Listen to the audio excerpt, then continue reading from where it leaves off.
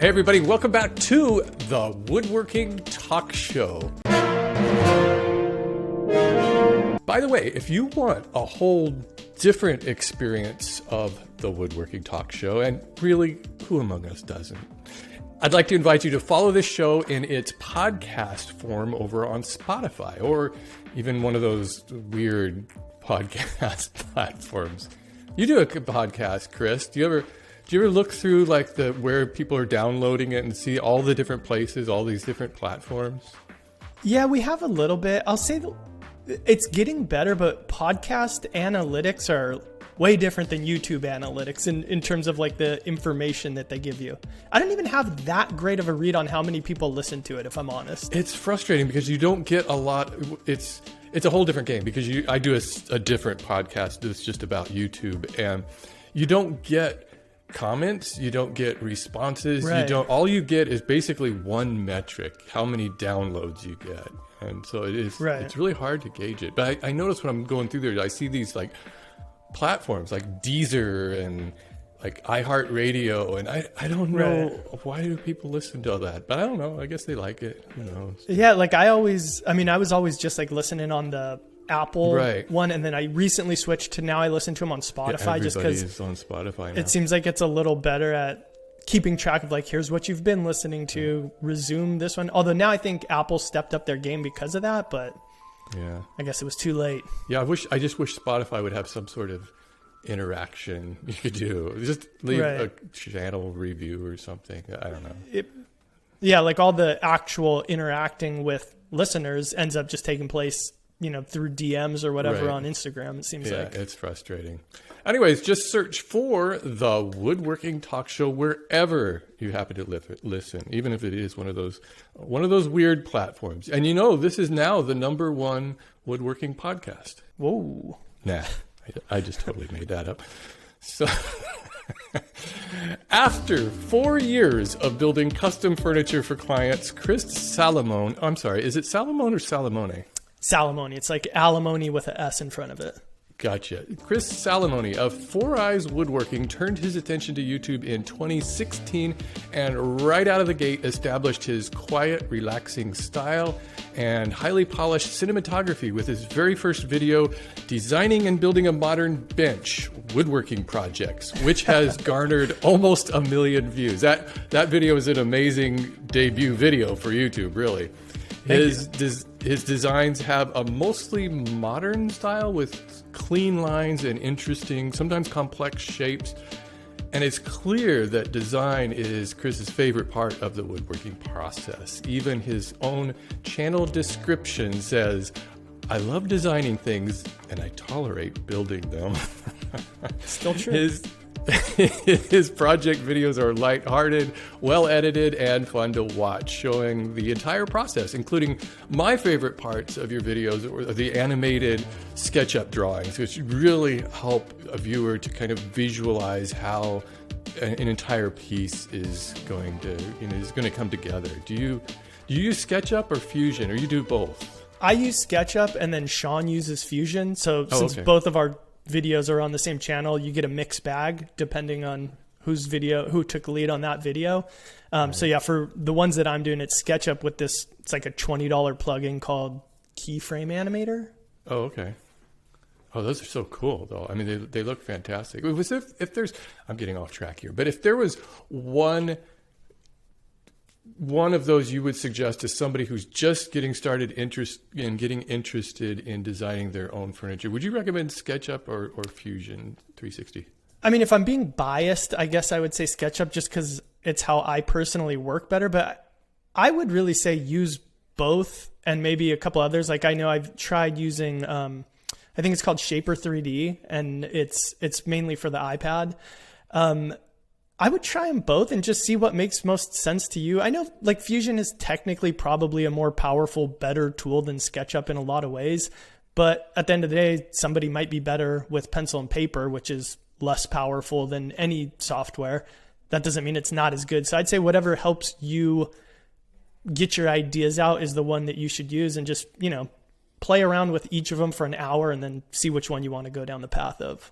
I think it's worth having some sort of design system. Even if you're really good at drawing, do that, but do it. I think for me, it was a game changer when I learned how to do SketchUp, because it saved me so much time and materials and fussing around in the shop, just trying to get things to work out, just to be able to see, to model the whole thing ahead of time. I'll just literally take my own set of plans and just build them, like just wrote. Yeah. Yeah. It's exactly what I do. Like I even think that I probably wouldn't have gotten into woodworking had I not found SketchUp. That was kind of my entryway into getting into it. I found SketchUp. I started playing around with it, started designing furniture eventually, and then wanted to see if I could build it. Nice. I don't know if I would have ever gotten or even had an inkling of an interest in it if I hadn't found SketchUp. Chris's videos include skits. You forgot I was still doing this intro, back right? to the intro. Chris's videos include skits and a few experimental projects, like a river table made out of crayons. That one was pretty cool. And another river table he made out of Legos. Yeah, I said Legos, not Lego. Lego. They're gonna come after you. And he gets introspective in some of his videos, such as his most popular video, I made a giant Nintendo Switch with storage for my video games, where he second guesses his own skills comparing himself to other popular YouTubers. I thought that was very poignant. Recently, he and his partner Sean doubled their workload by starting a second channel called Welcome to the Workshop. No, Welcome to the Wood Shop. Right. Yeah. We went back and forth with that. Yeah, I do the same thing all the time. With it has kind of a reality TV style format, showing the day-to-day shenanigans of a professional woodshop. Hey, Chris, welcome to the show. Good to be here. Thanks for having me. So you mentioned that you kind of started in with SketchUp and design, and I saw your video. You have another second channel. You have a vlog channel, which I doesn't let you post to it too much anymore. Yeah, that was early on. I thought I was going to do that, and then decided not to. Everybody thinks they need a second channel when you first start on YouTube. Like, I got to do a second one. It shows off the real me. And then but you had a video on there showing you. It was one of your walk and talk videos, how I got into woodworking, and kind of it describes that whole process and how you didn't get into woodworking really for the love of woodworking. You started with the design philosophy, didn't you? Yeah, I mean, I guess it all goes back to that description on the header or whatever of I love designing, I tolerate building. I very much consider myself average at best at building things. So I think that's good in that I feel like if I can do it, you can do it. Having the ideas, maybe we're all at different skill levels on that, but when it comes to just building, there's nothing special about me. So the whole like tolerate building it, I always see it as once I've designed something, it's almost as good as it's ever going to be. And then as I'm going through the building process, I'm just doing my best to not mess it up along the way with, little slip ups here and there. Do you find yourself ever adding anything to the project during the building process, or do you stick strictly to your design? It's pretty rare. I might make like a little audible here or there, or if it is, honestly, it's probably because I messed something up and then I need to change a little bit. But I mean, the most that I do it is like the piece that I'm working on right now. There was a couple little edge details that I left to the last minute, and then I'm basically wrapping it up right now. The last thing I have to do is drawer fronts and doors, and I'm still not 100% solid on what I'm going to do for the pool. So it's very minor stuff. Other than that, all the dimensions are laid out, all the angles. I know basically what it's going to look like in my head, and then it's just a matter of trying to translate that into a actual piece. How much time goes into designing a piece of furniture? I know that's kind of a really wide open question, but I mean, kind of comparatively speaking, the amount of time it takes to build a project. I would say now that time's gone up a lot for us, and that has to do with starting to sell plans, which we started doing about a year ago. And one of the reasons that we did that was we were just doing, 2 projects each a month, and trying to come up with 2 original designs when you've kind of painted yourself into this corner of having nicely well-designed pieces of furniture, whatever the right word is there, it had become kind of unsustainable, or it felt unsustainable long term. And it felt like we weren't getting to spend the kind of time that we wanted to on designing the piece. So, you'd do it from a macro level, but then you wouldn't get to drill down into all the little details that you'd like to include into a piece to really elevate it to that next level, or to try new things that you haven't tried before. And so then switching over to have one of our big focus be on plans has allowed us a lot more time to spend on those. So now, there'll be pieces that I spend 40 hours just drawing 30 different iterations of until I come to the one that I really like. And then obviously it still takes longer to build it usually, especially because you're filming it for a set of plans where you're trying to explain each little step and all the little tricks and everything that goes into it. But it's definitely gone up a lot. Whereas in the past it was, all right, I need to do this. I'll just spend maybe 4 hours, and that's as much time as I can, because now I got to get to work on it if I'm going to keep up with the schedule.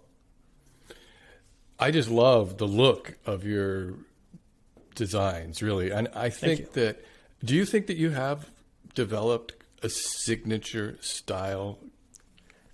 Yeah, I mean, yes, but I wouldn't say that it's something that's all my own. Like when I see other people do something like it, I don't immediately think, oh my God, they copied my style, because I feel like my style is very derived from other things. It's basically everybody's is really, right. I mean, yeah. Yeah. So, it's a lot of angles, usually kind of harder angles, geometric shapes.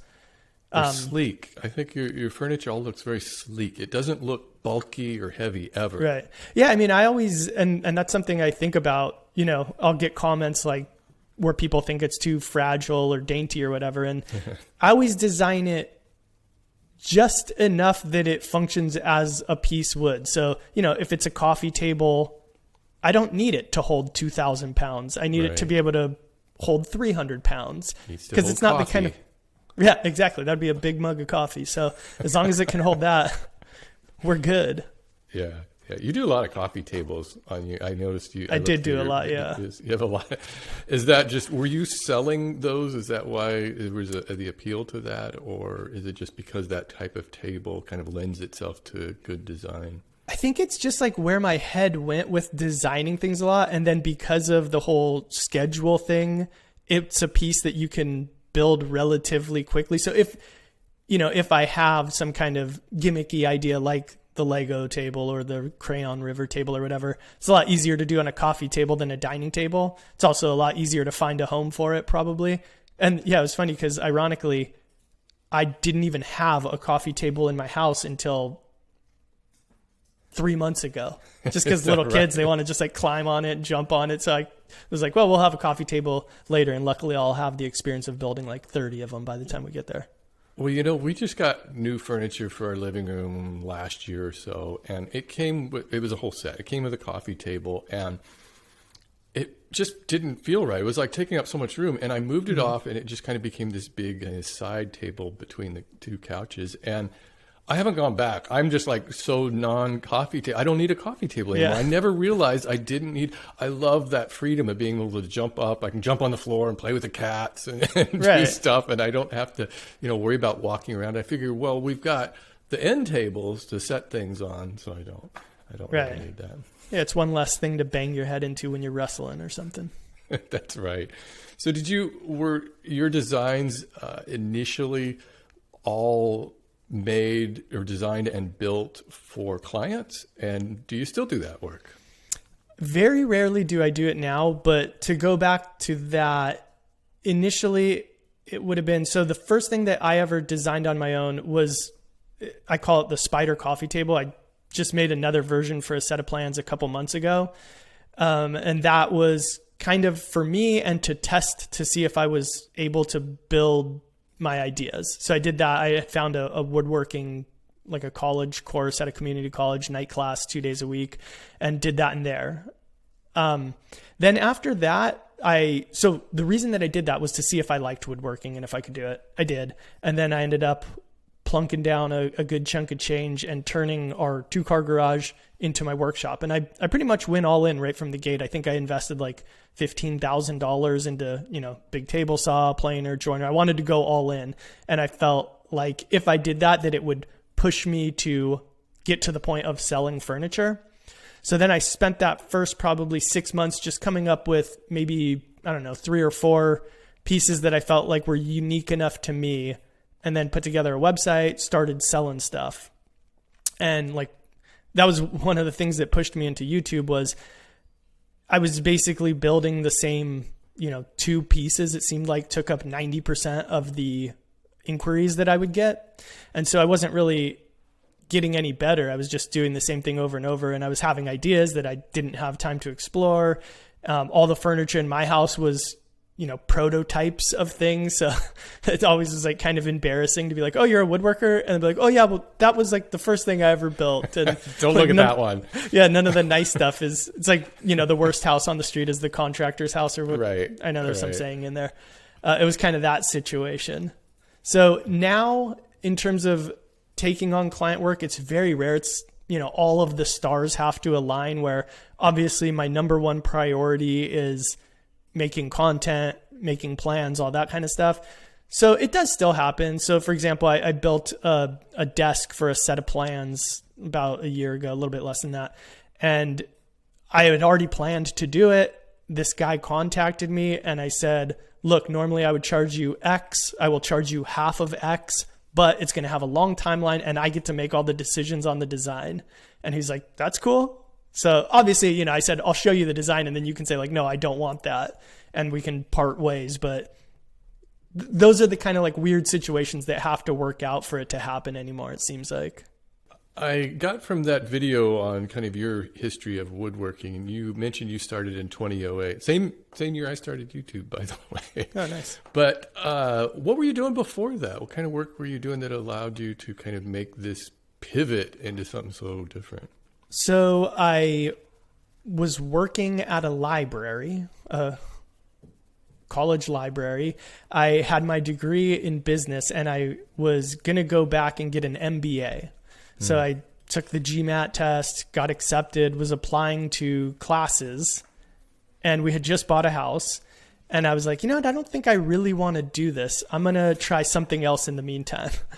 So it kind of felt like I was just procrastinating. I thought like, I'm already late 20s at that time. I should probably focus on growing up more, but I want to try this thing.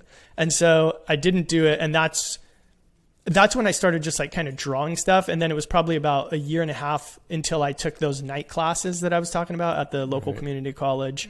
So then I started actually like, cutting wood and woodworking probably about 2010. And I'm thankful that I went down that path now, but it took a long time to become something that I could call a career. Even when I was selling furniture, it was more of just like a side thing.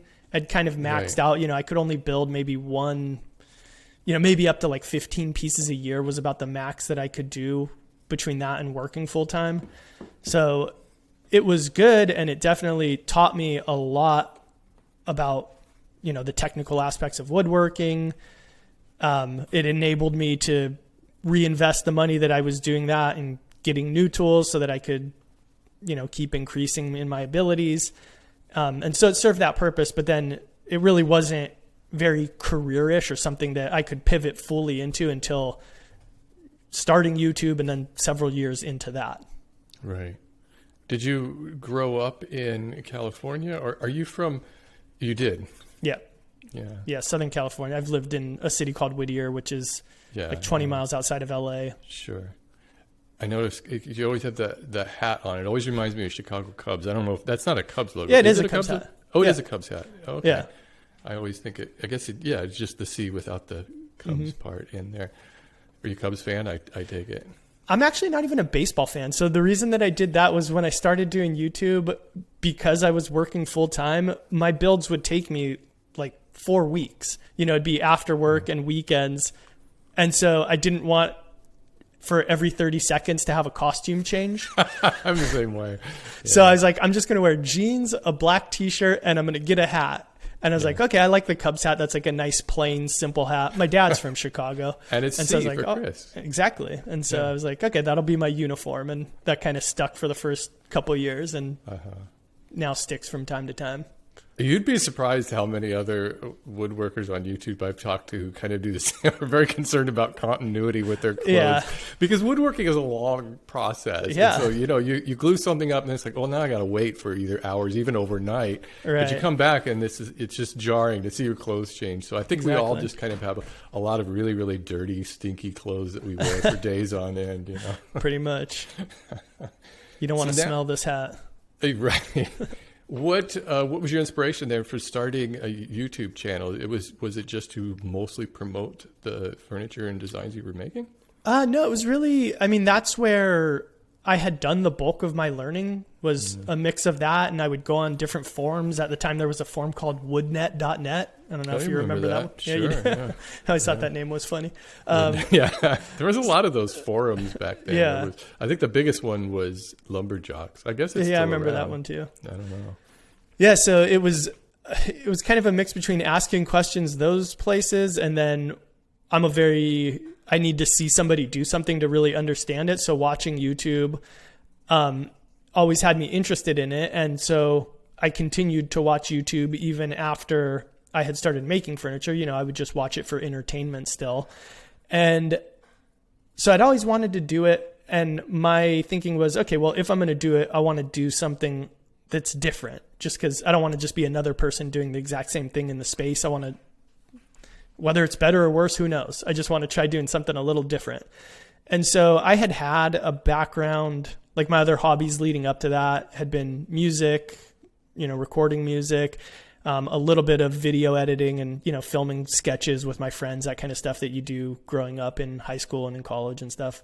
So I thought, okay, well, I have those other skills. Maybe those were like my college courses into doing this thing. And maybe they can all culminate in this endeavor.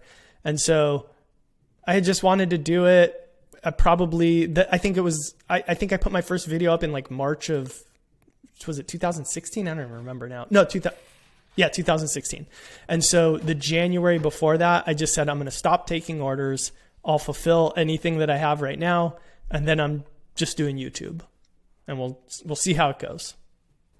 And I mentioned it in the intro, but you kind of hit it out of the park on your very first video. I did. Just definitely knew got what lucky, you were I feel doing. like, yeah. Yeah. And you kind of established a style, which very few people do on their very first YouTube video, that kind of has sustained your channel for the whole time. How do you describe what your YouTube style is? I think it's definitely evolved since then. So if I were to describe it in the beginning, a lot of it was, for lack of a better word, just like doing the opposite of what I thought was out there. If everybody else is zigging, I'm going to try to zag. And so I fully suspected or assumed that, when I started doing this, that if 200 people watched my videos, that'd be great. And I would just have to take my time and figure out how to do it, figure out how to get good at it. And, eventually if I keep making something good and learn how to make something good, that people will find me. But like I said, I feel like I got lucky, and right out of the gate, the first video did well. And, people on different podcasts thankfully saw it and promoted it and recommended it. And, then YouTube algorithm built momentum, or whatever happened. And right out of after the first week of it being up, I was like, okay, this is a thing. Like, I'm definitely, for as committed as I was, I'm going to double down on this. And so the style of it at that time, do you know Brian Eno music? Oh, sure. Yeah. Ambient kind of music. Yeah.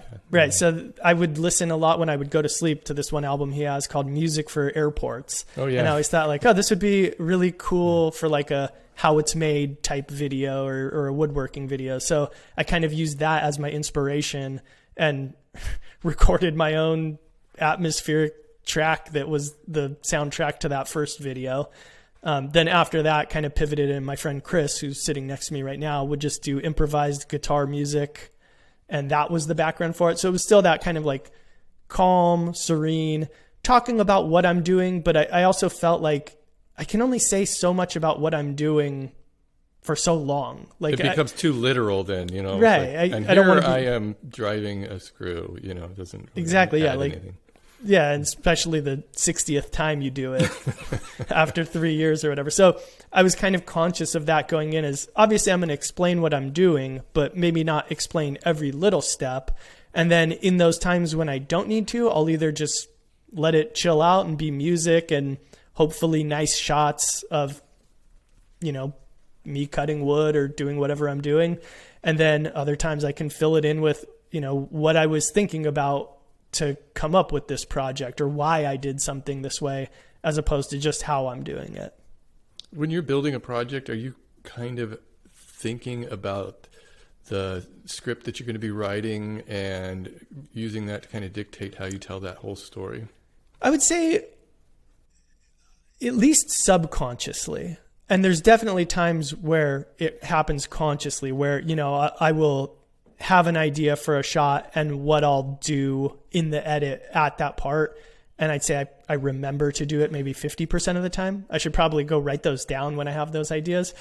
But yeah, there's definitely an element to that. But more so, I would say it's just like making sure that I get a variety of different shots. Like, a lot of YouTube videos, and even mine probably, the bulk of the shot you're going to see is the kind of, from belly button to top of the head, medium kind of shot.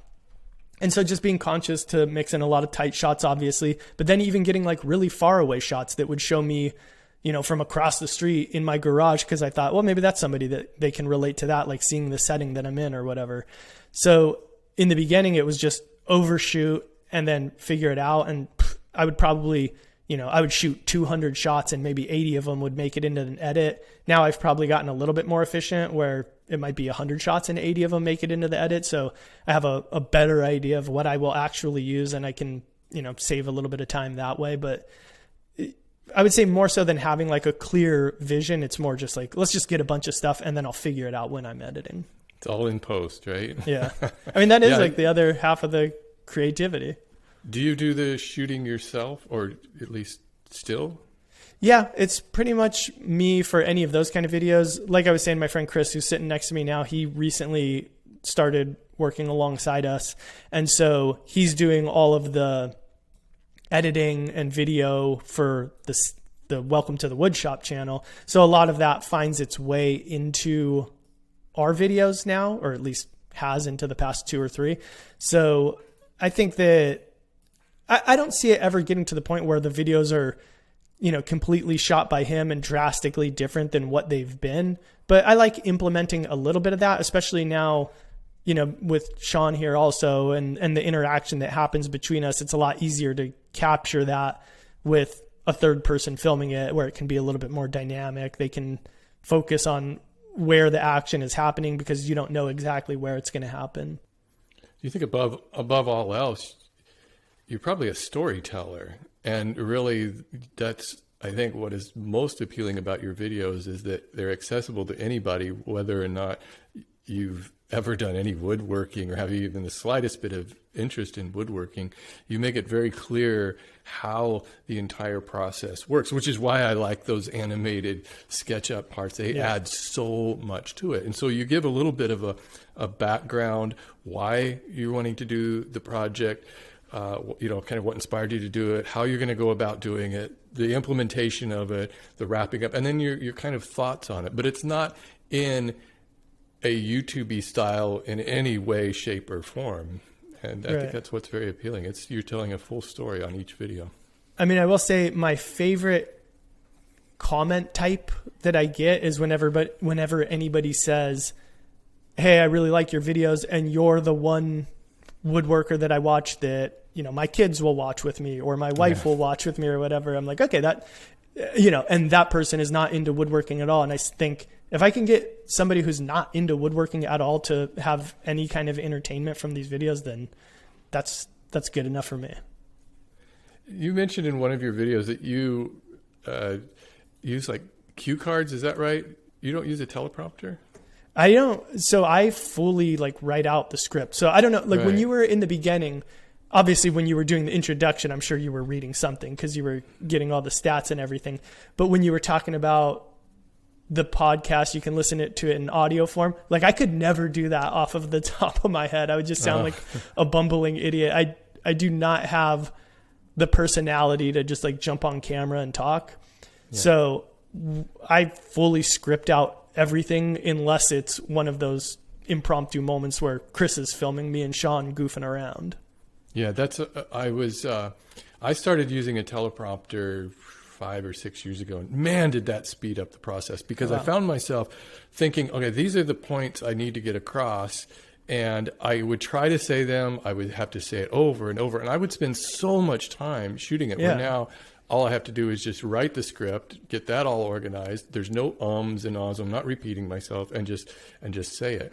But I tried doing like just some bullet points on a piece of paper, but that got really awkward because I felt like I couldn't look into the camera, and it was taking me just as much time. So I was just kind of wondering what exactly your technical process is. How do you do it? Is it like an iPad that sits below the camera, or is it one of those things where it's like a two-way glass where the camera can see through it and then you... Yeah, that's exactly it. I've got a DSLR, and so the camera just sits on this, it's like a 45-degree glass or something. And so I use my phone. I just set my phone on this little tray in front of it. It just like projects it up? Yeah, and the only thing is I need to be sort of close to it because I have to tap it to pause it. I have kind of a crappy system I use. But I think if you had like a remote, it would work better, or if you had a tablet. But, it's the system that works for me, and it speeds things up enormously. I did use a similar system to that recently. I went and filmed some stuff with a brand, and they had like a full studio setup, so a lot more professional than what I have, and we were using that. But yeah, they had to have a third guy that was just basically scrolling through it at whatever speed I was reading. Yeah, it's kind of weird because it stops and it's just constantly changing the speed depending on your cadence and how well you're. At first, it was nice though. It is so nice to have a teleprompter and just be able to speak to it. The trick with using them is to make it look like you're not really using a teleprompter, because a lot of people have a hard time just reading without it sounding like you're reading in that reading voice.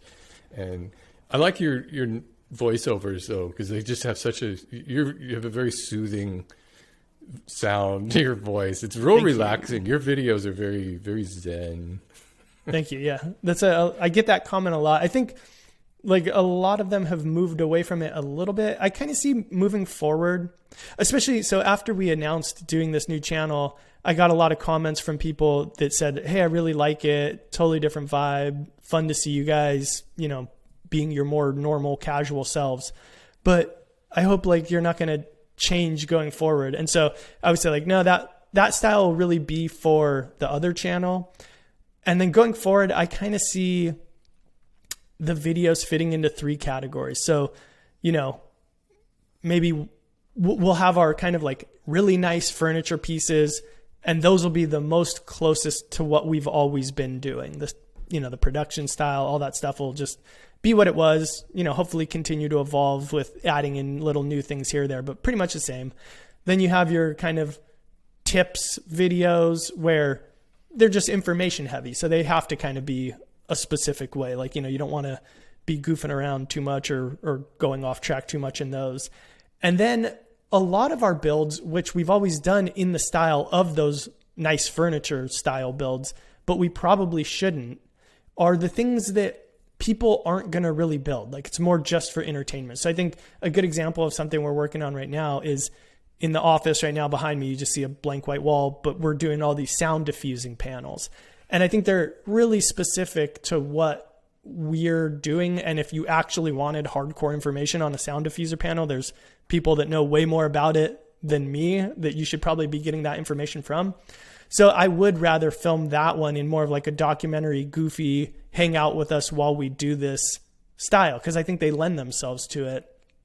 Why get a super technical video for somebody that's not going to build it? Right, because those will all have different audiences for the different types of videos. Right. I'm curious why you chose to put the new show. I like the content. It's interesting. It has kind of like that retro mid-2000s vibe, like The Office or something. Right. I guess that's what it most looks like, is TV. Right. And I'm curious why a separate channel. Why not just put that on your main channel? I think the honest answer would be fear.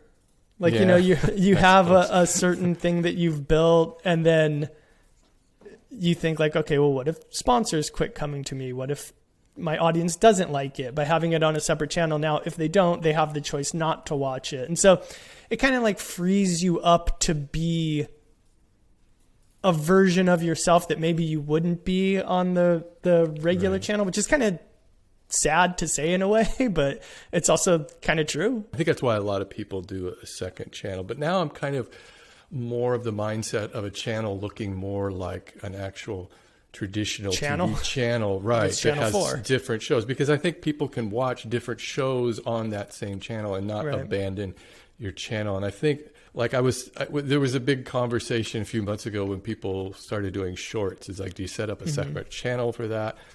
And my thought was just, well, the audience is already here. Why not just put it right here? And I would have never got the traction if I'd set that on a second channel, I think, than if I just bring the audience that's already here, give them a chance to even watch it or not.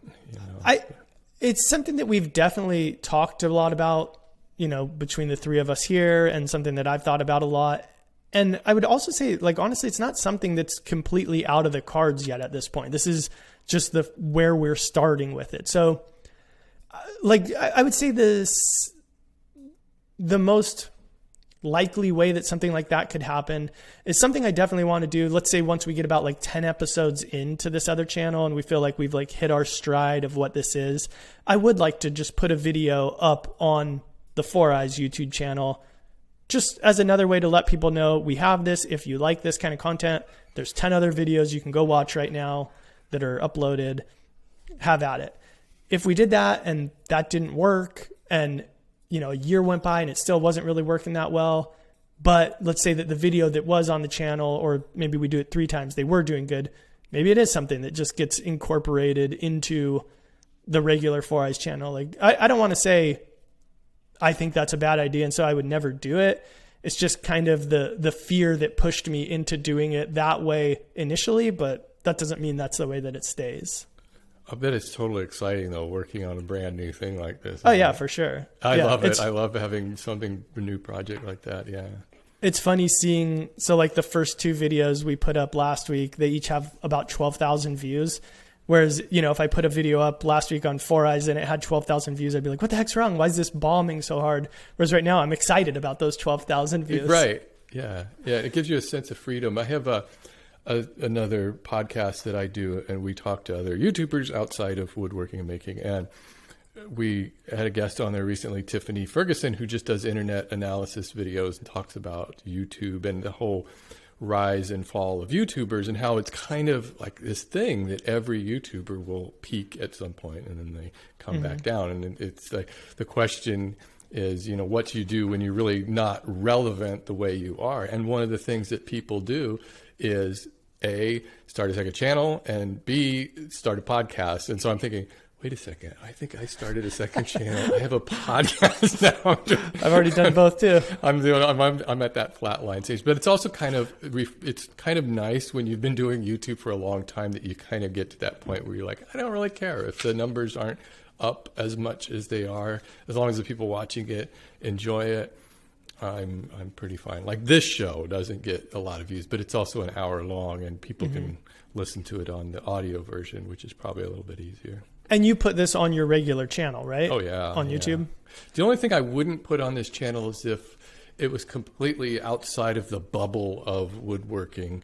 Like, you know, if I wanted to do movie reviews or something, which I have thought about doing, but I would do that on a separate channel, or on my vlog channel, which I do have a second channel, which occasionally I'll put things on there. But that was another thinking for making it a separate channel. Even though it's called Welcome to the Wood Shop and it takes place, you know, the backdrop is us doing what we do and building furniture and all that stuff. My hope is that if it is successful, it really does branch out into an audience that isn't necessarily interested in woodworking. So I think a good analogy would be like the popularity of American Choppers or whatever it was called. I was just going to mention that show. I love that show, and I never would have any interest in that. Yeah, I would say most of it seems statistically impossible that the bulk of their audience was motorcycle riders. So I've never even ridden a motorcycle in my whole life, but I loved watching that show. Right. Oh, you haven't ridden a motorcycle either? Mm-mm. Oh man, it's so rare for me to come across somebody like that. Usually I feel like I have to revoke my man card or something when I tell people I've never been. Yeah, I think I'm like the unmanliest woodworker in a lot of ways. Well, you do have the beard. That's true. That's the one redeeming quality I have. You look really tall. Are you tall? How tall are you? About 6'2". Oh, you look taller than that in your videos. I don't know why. I under promise, over deliver. So maybe I'm 6'11". No, just joking. Maybe 6'3" early in the morning. Well, it compresses throughout the day, yeah, right? Exactly. Your whole body just squishes down. All that gravity. What kind of videos do you think perform the best on your channel? I mean, kind of the gimmicky type stuff, it seems like. I mean, like the Nintendo, obviously, the Nintendo. Nintendo, the crayon tables, that kind of stuff. I would say the things that consistently perform the best, though, are just the nice pieces of furniture. And if you told me you have to get rid of everything except for one thing, that's what I would keep because that's what I like doing the most. Yeah. But that's another thing is like going back to the different style of videos.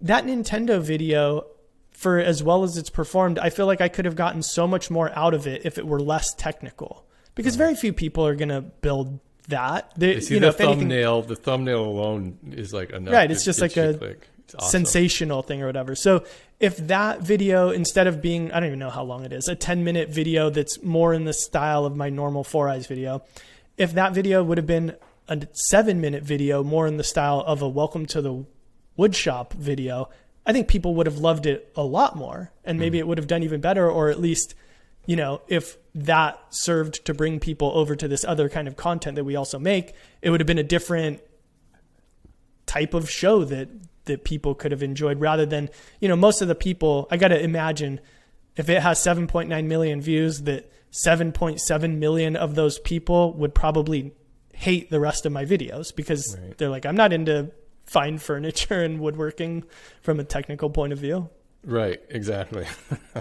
If you were going to start like a third woodworking, or not woodworking, YouTube channel that was completely unrelated to woodworking, what would you do? What would you be passionate about enough to start a channel?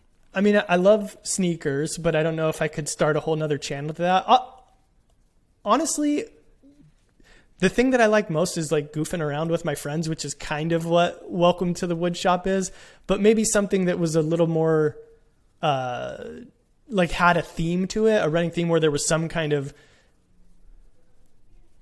springboard for comedy that we could do. So it'd all be more like a video podcast. I'm not sure exactly what that would be, but it'd be something in that realm that just afforded me an hour a week that I know we're just going to goof off and film it, and hopefully something good comes from this. Did you ever think about starting a music channel? Yeah, we've actually talked about, I have a few different ideas for kind of podcasty type stuff that's based off of music. Like actually the other day, me and Sean were both out working in the workshop, and I said, hey, we should like listen to the same album at the same time. And something that, you know how there's always those bands or those albums that you should have listened to, but for whatever reason, you just never did. Yeah. So one like that for me is Pearl Jam. Like, you know, I heard their hits or whatever when I was in 5th grade, but then I never dug any deeper into it. And so I know Vitology is one of their more popular albums. I said, let's both just listen to that. And then meanwhile, Chris, he was very into that album. So I thought like, oh, that might be a cool segment to do where you have one person that they have this album that means a lot to them, and then these other 2 or 3 people that never really gave that album a listen, spend a week, listen to it, 3-5 times, whatever, and then have a discussion about that. That's awesome. That's a fantastic something like idea. That could be fun, or some variation of that. I always get that when there's like something that was very popular and somehow you didn't listen to it or you didn't hear it, and you tell that to somebody, and then they get this shock. How could you not have known this? How could you not have?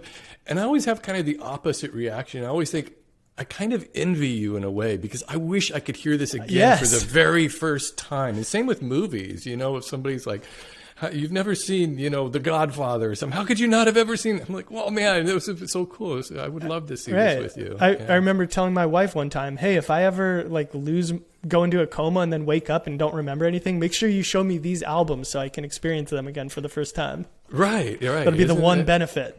I find myself listening to music today. I listen to mostly like just modern music. I don't listen to a lot of older music. It always takes me a couple times through an album before I like it. But I think that you have to listen to something at least twice. The first try, even with a band that you're familiar with, whenever they come out with a new album, I'm always like, I don't know if I like this. And then I'll hear it a second time and I'm like, oh yeah, I like it. I mean, that's actually one of the good things about woodworking is that you can kind of put it on and half pay attention to it. And you might be able to get through it like 3 times in a week, where if you were just sitting there focusing on it, it would be really tedious. That's true. But this way you can kind of let it like percolate in your mind to then maybe that 5th time you listen to it and you're like, oh, I do really like this song. I remember this standing out. And then an album can kind of grow on you that way. Who are some of your favorite bands right now? I'd say I have like contemporary bands, Fleet Foxes. Oh, yeah. Vampire Weekend. I mean, Vampire Weekend's been great for so long. They just recently came out with a new album too. They like a year and a half ago they had one come out. Yeah. There's this one that I've used his music in a few of my videos. His name's Takuyubuki. He's a Japanese jazz pianist. I found his music through Gran Turismo, which is a video game that I really like.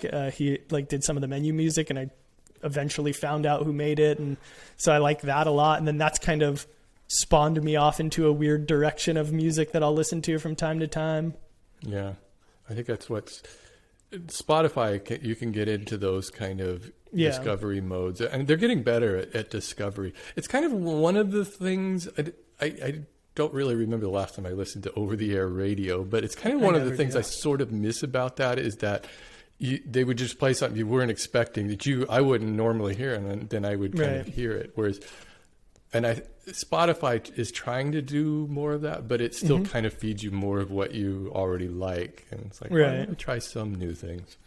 Right. Yeah, that is, I guess, something that's gone. It's funny because my kids who are 8 and 3, I'll come home sometimes and they'll be listening to like Kiss FM, which is the local top 40 station or whatever.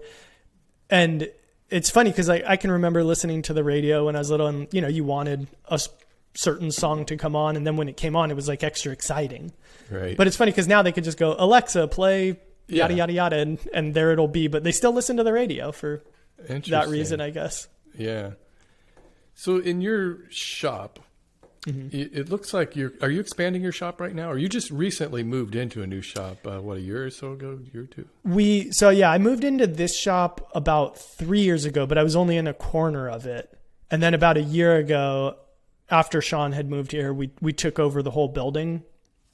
So we did, and we've never quite got settled in. We never quite felt like we were permanent here until maybe 6 months ago. Then we finally signed a long-term lease. So now we are in drastic need of doing some organization here. So we've had that on the list for quite a while. It's just never find the time to get around to it because of projects, and we need it pretty bad though. But yeah, you got a great new conference table now, right? I know. That's the one thing that we actually have done is the office. We're getting there on that. We're 75% of the way through with it, I would say. In your recent video on your other channel, you were testing out whether Amazon's spying on you. Was that real? That you had you were trying to say some keywords like jewelry to see if you would get ads. So it was real when my wife she got some Tiffany men's jewelry ad or whatever. That actually did happen while we were filming that. But then at the very end, we put a very specific, that was not. We said let's just make something that's, the culmination of everything that we've talked about the past 3 minutes. And we'll put something there for that. Do you watch a lot of YouTube?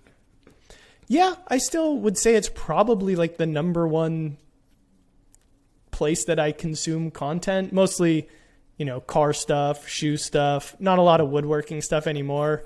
Yeah. I think we're all like that. I'm kind of burnt out on it usually by the end of the day. Everybody I talk to who makes woodworking, since I started doing this show, then I've been able to watch a lot more woodworking content, just trying to catch up on everybody. You got to do it for like research now. Yeah, it's like, oh, that's why I like this guy. Yeah, oh yeah, I remember these videos. Why am I watching these anymore? But it's true. There's just so much content on YouTube, and I tend to use it more for my hobbies, and watch, video essays and things like that are really interesting to me right now. Yeah. Do you have any hobbies other than music? Do you even have time? Not really. I mean, I really don't have the time. Like, I would say my biggest hobby that my most long-term hobby that I've always had was video games, but I just don't have the time anymore to really play them. Luckily, my 8-year-old has picked up the reins and he does plenty of video games, so I can just even if I don't have the time to dedicate to be good and current with them, I can just watch him play them for an hour a night or something. What's your favorite video game? If you could play one right now, what would you play? Like of all time? Yeah. I mean, right now, we're going to stop this podcast and you get to play any video game for an hour. Probably Gran Turismo. I would say racing video games were probably where I've spent the most time. And if I had to choose one series of games, it would probably be that one. Yeah. And you really like Nintendo too. And you kind of made an interesting point in your Nintendo Switch about how Nintendo separates itself from it does. the other two major platforms. And it was very much parallel with your own channel and your own style. Right. Yeah. Nintendo's definitely like the more whimsical, we don't have the power and the technical aspects of Sony and Microsoft, but we don't need that because our advantage will be our ingenuity and the properties that they've created.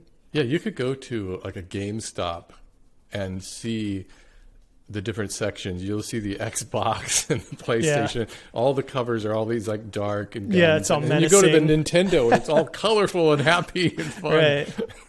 Yeah, they've definitely carved out their niche and it works for them. Right. One last thing about your logo. Yep. I know you probably asked this a lot, but where did you come up with the design for that and why is it missing part of the glasses? So the glasses are an O and a U. So that's why it's missing the top part of the one glasses so that it can look like a U instead of two O's.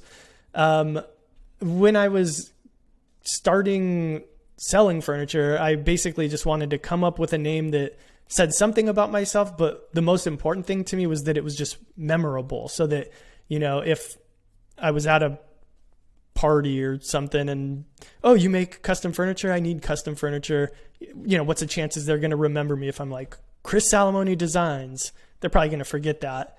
So if I say Four Eyes Designs, like wears glasses, they'll usually have a little chuckle and they'll be able to remember it. So that was kind of my, I wanted a mental business card, I guess, that somebody could take with them. So that was why I came up with that name. And then I did graphic design professionally for a while. So I've always enjoyed just drawing and doing that kind of stuff. So just played around with a kind of minimalist logo until I found that one that worked for me. And I was like, okay, that's clever enough, good enough. I'll go with that.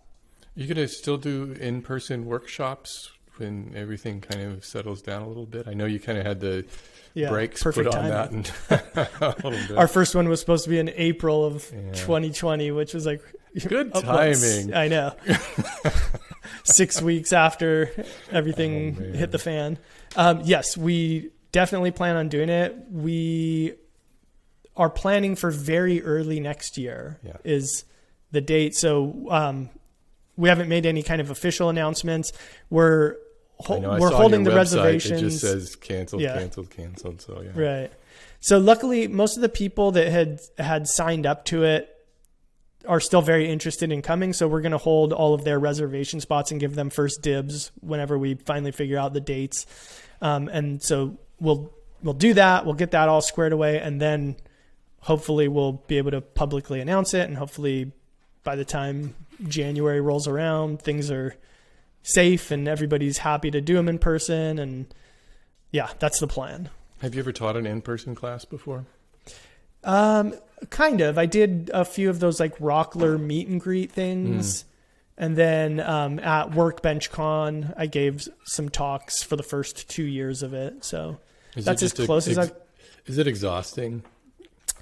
For me, I'm a very nervous, anxious, shy person. So it's stressful in those kinds of ways. But it's very relieving when I would get done with it, because I'd be like, oh, sweet, now I can just like enjoy the rest of the weekend. I did that part. I think this will definitely have a different vibe than that, because it's not a big audience. It's, 8 to 10 people, definitely more of like a hangout vibe. So I'm hoping it's something that can be, obviously it's going to be busy days, but then it can be fun nights where, we can all go to a local restaurant and just talk and hang out and everybody has a good time. So I'm hoping it's a very different vibe than what those were. And I think that I will be less anxious going into them, though I'm usually anxious going into everything. So no guarantees there.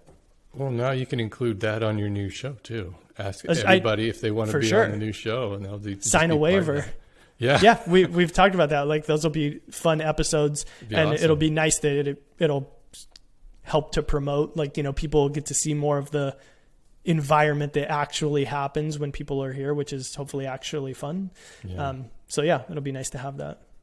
Where do you see Four Eyes heading, say, in the next 5 years in your business? I mean, I feel like everything that I've done to this point, so after going full time, then bringing Sean on, now bringing Chris on, starting this other channel, starting to do plans, starting to do in-person workshops.